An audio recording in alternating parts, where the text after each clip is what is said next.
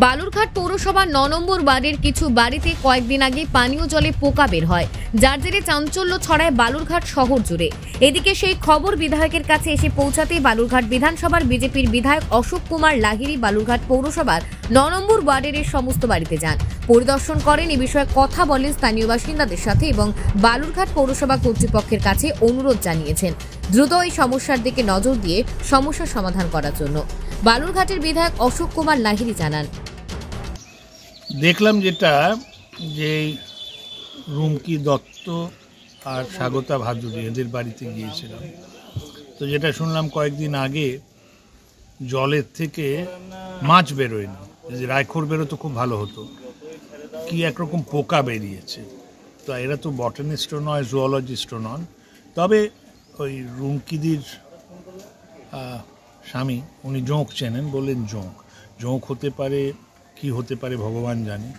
যাই হোক, তাতে তো আতঙ্কের সৃষ্টি হয়েছে, কারণ এই জলই এরা খেতে, তো সেই জল খেলে কী যে হবে কেউ জানে না।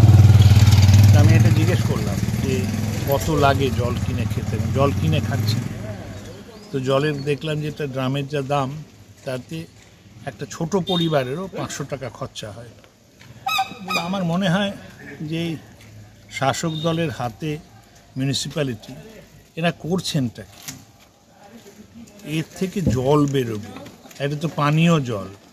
তো আমাদের যে টাউন মণ্ডলের সভাপতি, উনি বলেন 1 বোতল জল উনি নিয়ে গিয়েছিলেন ওই মিউনিসিপ্যাল কমিশনারের কাছে, যে পানীয় জল বলে দিচ্ছেন, আপনি খেয়ে দেখান। উনি ছিলেন না।